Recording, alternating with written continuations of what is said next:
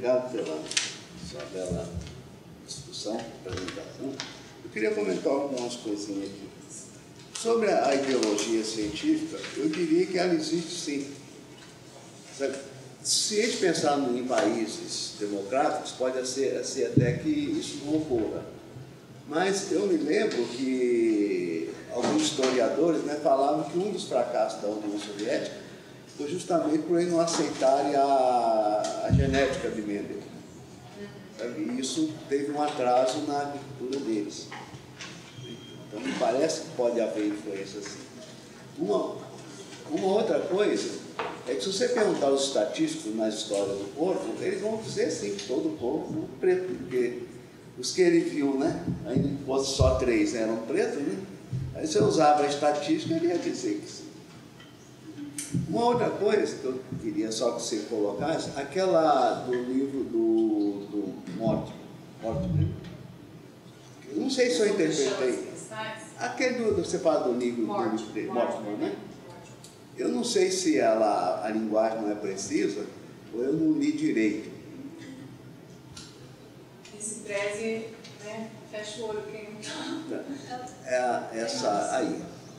Vou colocar maior aqui só para aparecer.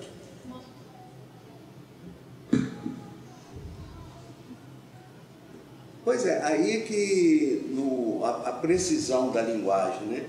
Cada absorção caracteriza uma transição para estado de menor energia.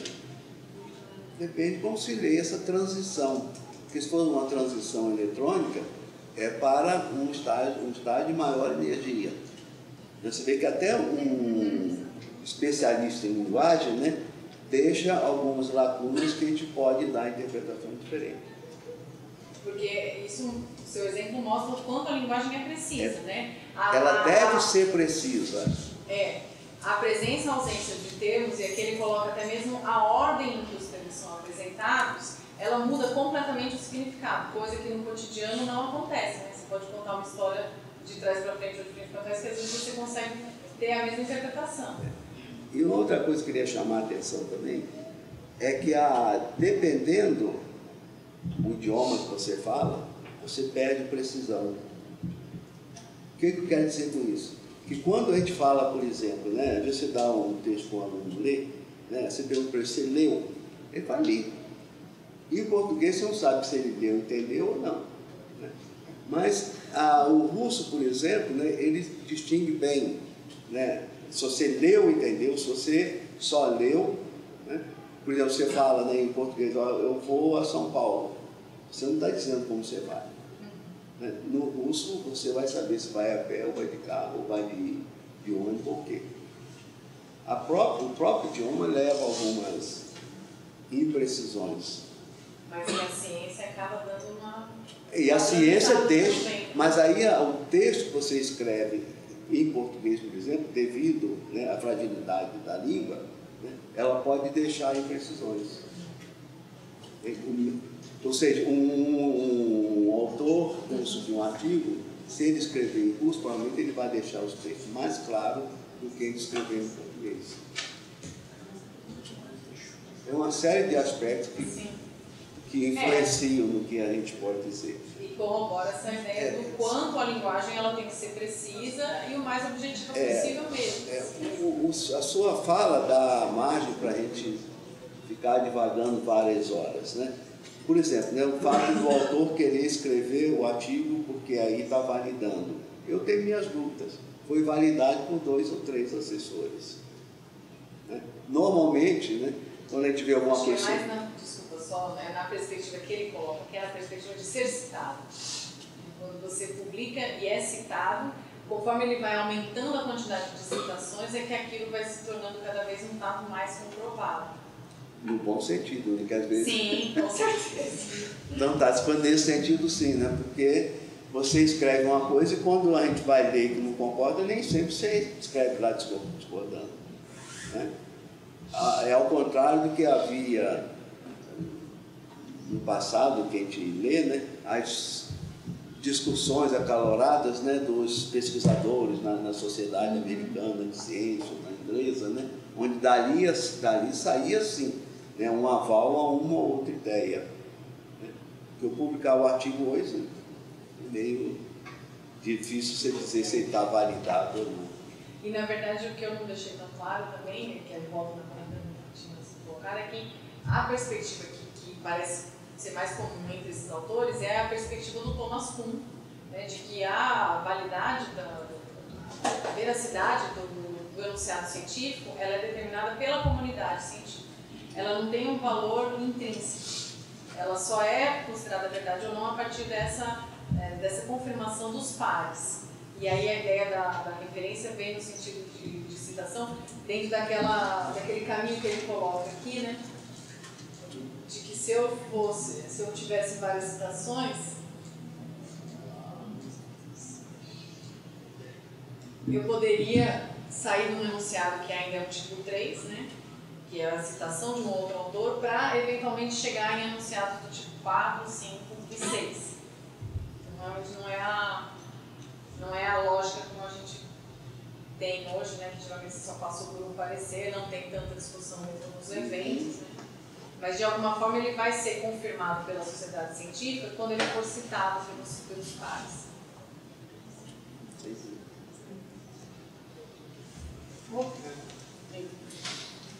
Posso ter continuidade no que o Aziz falou, mas na indicação do seguinte, quando ele começou. Então, antes disso, organizar com entusiasmo que você apresenta todo esse trabalho que você tem desenvolvido. Mas ele tem uma conotação, a princípio, a maioria dos que se entendem como cientistas, que a filosofia é uma coisa e a ciência é outra. E aí a gente vai ter, tudo bem, cada cabeça é uma cabeça, não tem como você colocar na minha e eu na sua, que quem tem a principal razão. Vamos começar por isso aí. Quando você começa aquela primeira parte, antes disso, se nós formos discutir, o tempo que a gente vai ter não vai terminar hoje, nem amanhã, nem a semana que vem. Então, assim, eu falo uma coisa, você vai bater, você tem filosofia naquele sentido. Começar ali. Os novos trabalhos científicos, não na área de química, na área biológica, começa com aquele ali. Ou seja, ele faz a hipótese de trabalho, coloca lá no artigo e vai saber se chegou a isso ou não. Quando eu comparo agora, como tem outro texto ali, onde você compara a tese, entre aspas, doutor, o mestre, etc. Seria como a gente comparar também o nosso artigo científico com a última frase e a tese e a dissertação como as frases anteriores, que tem todos os detalhes. A outra é, por exemplo, atualmente muitas das discussões, muitas revistas estão pedindo para que você escreva na terceira pessoa, ou seja, para demonstrar que tem alguém fazendo aquilo e não um resumo, como é a grande maioria dos trabalhos até hoje, principalmente na área de química. Será que então não vale a pena você aumentar o seu número de levantamentos nesse sentido para outras áreas para poder ter uma conclusão ainda mais positiva?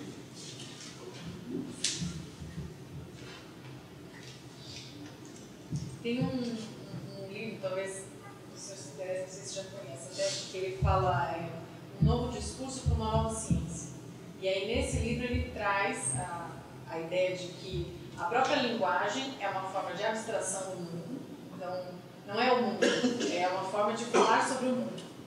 E que essa seria uma das primeiras formas de abstração. Seguida dessa forma, você tinha, por exemplo, os mitos, a religião, a segunda forma de interpretar o mundo.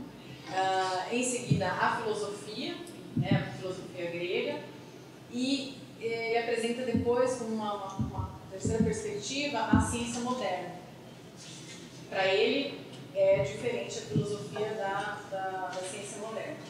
Eu não estou afirmando assim tão categoricamente que elas sejam duas coisas completamente diferentes. Elas têm princípios e fundamentos que se aproximam muito. A gente tem diferenças de objeto, diferenças de métodos, até diferenças de linguagens, mas são ciências, né? Da mesma forma, seja a filosofia. Agora, talvez seja interessante ver essa discussão, porque aí ele vai tentar argumentar que são coisas diferentes, enquanto formas de interpretação do mundo. Mas depois pode conversar mais. Eu tenho. Esse tipo de linguagem científica, aquela primeira coisa que você mostrou é uma forma escrita de uma lei, né? Isso implica aquilo, A igual tudo bem, né? O que a gente imagina como ciência moderna, mas como a gente caiu daquilo nesse tipo de coisa? Como foi a evolução disso? Porque você pega o jeito que a ciência era feita há algum tempo atrás, eram por cartas, né? Então, além dos artigos, tinham as cartas. Como é que a gente caiu nesse paradigma atual? Assim? Como que isso foi evoluindo? Excelente pergunta de pesquisa.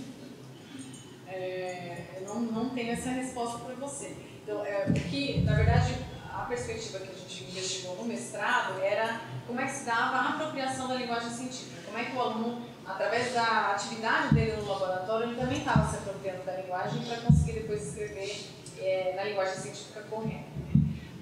Esses estudos de natureza da ciência é o que eu costumo trabalhar com os alunos em disciplinas, além de leituras, né? E a questão da linguagem científica é algo que me incomoda desde quando eu concluí o mestrado, que é justamente pensar nessa articulação da linguagem enquanto uma forma de perceber a natureza da ciência. Mas é algo que está para ser construído, né? Eu não consegui me debruçar bastante sobre isso. Acho que esse é um caminho muito interessante para perceber até em que medida que a própria mudança da ciência foi ou não acompanhada por uma mudança na linguagem. As referências que eu usei, por exemplo, as referências de análise do discurso, elas não estavam preocupadas com isso, elas só caracterizam. O discurso científico é isso. Eu tentei fazer algumas inferências. O Latour ele já vai apontar de uma forma mais clara, mas aí talvez acho que uma distinção que vale a pena é perceber que não são todos os enunciados do mesmo tipo de texto, né? Então, na análise do discurso, ela está pensando mais em artigos científicos mesmo. Aqui ele já contempla textos de publicados em diferentes locais. E aquele primeiro artigo que eu citei, sobre chamas e cristais, é um texto para professor que o Mortimer escreveu com o único intuito de comparar a linguagem científica à linguagem cotidiana, mas aí ele está pensando, como é um texto para professor, ele está pensando realmente em linguagem científica de livro didático, talvez até de livro didático de ensino médio, de ensino fundamental, daí a imprecisão conceitual. Mas são alguns recursos que eu encontrei para tentar construir essa relação, mas que ainda está... Estou abusando um pouco de vocês, trazendo ideias para debater. Um caminho interessante seria esse, da história. Porque uma coisa que eu acho que a gente sempre está uma geração atrás, né? A gente sempre aprende com os nossos professores, então a gente...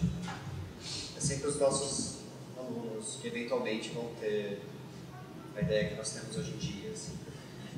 Então, um pouco dessas coisas parecem, talvez, um pouco da ideia do mundo da década de 60, de 70, alguma coisa assim. Que é uma forma que você tinha mais uma pergunta. Mais alguém? Eu tenho mais uma. Por favor, doutor. Tem alguém perguntando? Não, tá, mais um. Dizendo, o que nós temos em verdade são fatos. Nós publicamos interpretações. Né? Deixa eu te relatar só um exemplo como é que as coisas são. Né? Eu fiz um pós-doutorado com um professor lá no Canadá e ele tinha escrito um trabalho, né, esculhambando um colega porque o cara tinha escrito que ele achava que era absurdo, não sei. Aí depois, justamente a sua ex-orientadora, era minha aluna na época. Eu não chamo de ex-orientadora, minha orientadora de mestrado continua assim. E aí ela fez um experimento aqui, né, que estava mostrando que o professor lá, né, que foi crítico com o colega, né, estava errado também. Era só uma meia-verdade. Né? Então, tudo isso, no meu entender, são evoluções da ciência. Né? Que nós podemos pecar, num momento, com uma interpretação. Né? Mas a ciência ela pode não ser linear, né? Mas, e por conta, né, por falha das interpretações. É aquilo que eu sempre falo, né? Onde está a verdade verdadeira? Existem só fatos e interpretações, a minha, a sua e a verdadeira, que nós sabemos qual é. Tem um artigo, eu não vou saber te passar a referência agora, mas se quiser eu consigo buscar. que ele vai, através de citações de outros artigos, refutar completamente a teoria daquela unidade, sem nenhum dado experimental. Ele só vai pegando citações de outros e costurando essas diferentes citações para construir uma nova interpretação. Então, também é um pouco do próprio compromisso, né, do pesquisador em levar em consideração o conjunto daquele trabalho, né? Muitas vezes a gente acaba, às vezes, a questão do plágio, hoje em dia, cada vez mais forte, ter o cuidado de fazer essa citação, mas carregar junto com a citação todo o conjunto de dados, porque você consegue produzir. Eu brinco que em educação a gente podia produzir um artigo citando Paulo Freire para dizer que a educação que tem que acabar com as escolas. Eu consigo fazer o que eu quiser organizando as situações de uma forma não honesta, né? Mas não que esse seja o caso, mas é realmente essa questão da interpretação. Se a gente leva para um extremo, a gente corre o risco até de chegar nisso. Ela é uma interpretação, mas ela tem que estar o mais colada possível com o fato objetivo. Mas não vai deixar de ser uma interpretação sobre a realidade. Mas é bem complexo. Nossa, sobre a primeira parte da sua apresentação, no fim das contas, da onde as pessoas tiram essa ideia de ciência? Você tem alguma? Então, basicamente, a resposta que a gente tem é da filosofia da ciência. E aí você tem diferentes filósofos ou epistemólogos da ciência que deram respostas. Claro, né? As pessoas comuns. As pessoas comuns. Da onde vem esse discurso da onde de ciência? vem essa ideia? Eu acho que isso não aparece tão claro nos textos.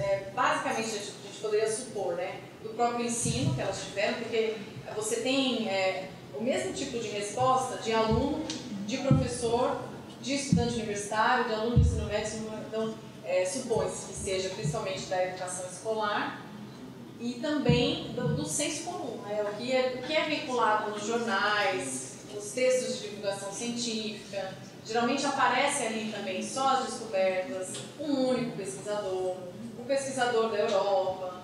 Então aí entra também a nossa responsabilidade enquanto divulgadores da ciência, né? Não só fazer a ciência no seu laboratório, mas também tentar levar essa ciência para a sociedade de uma forma mais próxima, que é o embate que tem na divulgação científica. O jornalista não quer escrever que você vai demorar 10 anos para talvez ter uma droga nova no mercado, porque você ainda vai testar para ver se o valor é competitivo ou não. Isso não vem de jornal.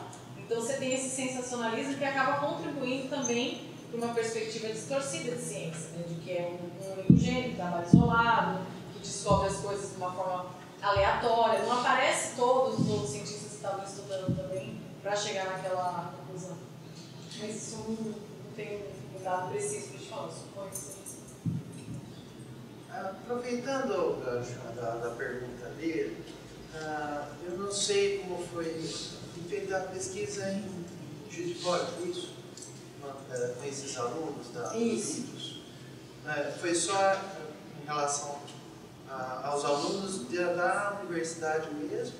Então, foi engraçado porque foi totalmente aleatório. Eu queria produzir esse vídeo para os alunos do curso à distância e a gente literalmente pegou a câmera, o microfone e saiu na universidade, no refeitório, na biblioteca, com as perguntas que são essas perguntas clássicas do questionário, que já é um questionário validado.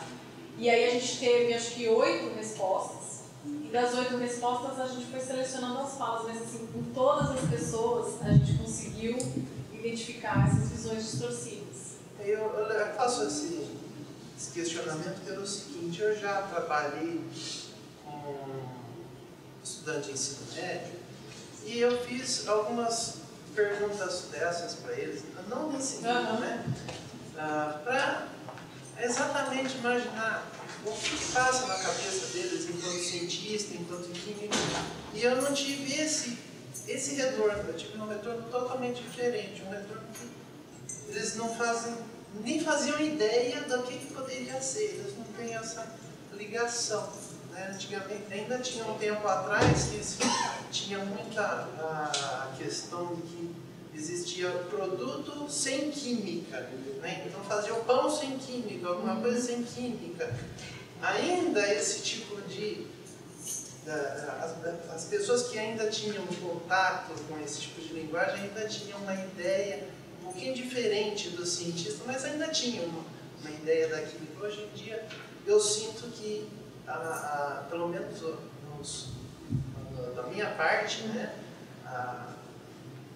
para os estudantes que eu perguntei, eles não têm a mínima ideia do que poderia ser um cientista. Eles não têm essa vivência. Né? Então, o fato até que me estranhou, porque Einstein, né, é uma figura que todo mundo acaba sempre tendo contato um dia na vida. Né?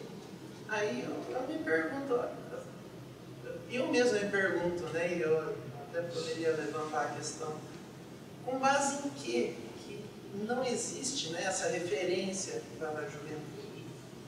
Tem uma pesquisa recente que saiu na pesquisa FAPESP sobre a importância da divulgação científica. Eles têm um resultado considerável de entrevistados e que realmente, por exemplo, no Brasil, eles não sabiam que era feito ciência, que dirá que era feito nas universidades. É o Brasil que está pagando os nossos salários e financiando as nossas pesquisas. Então, a divulgação da ciência é um aspecto fundamental para você conseguir ter essa percepção um pouco mais clara do que ela seja. Mas a gente tem também resultados, avaliações internacionais, mostrando os índices do Brasil que são vergonhosos em termos de ensino de ciências. E, ao mesmo tempo, também, internacionalmente, a gente também tem problemas. Então, o ensino de ciências ele não é simples por si só, mas parece que a gente tem um contexto muito desfavorável de educação e de divulgação. Né? A gente tinha, na Folha, acho que tinha uma sessão só, que era só ciência, agora já é ciência e mais alguma coisa, ciência e saúde. Né? Então, são pouquíssimos espaços de divulgação. A questão da divulgação científica por si só é extremamente complicada, eu já trabalhei com isso, e aí vem aquela pergunta, quem que escreve divulgação científica? É o jornalista, que vai escrever de uma forma que atrai o leitor, ou é o cientista, que vai ser mais preciso, mas que não vai conseguir falar com a linguagem mais próxima da sociedade, e ao mesmo tempo, como é que a gente conseguiria ampliar esses espaços? Né? E aí a divulgação entra no grupo de teatro, o centro de ciência, o CDCC, então são diversas formas de divulgação, mas que de alguma forma poderiam contribuir para reverter um pouco esse quadro. O questionário ele é bem mais detalhado até do que essas questões. E esse específico, aquele artigo, se você quiser, tem as perguntas, questionário completo, foi feito com crianças de 12 anos. Mas realmente é uma outra realidade. No Brasil eu conheço vários trabalhos com ensino superior, com ensino médio.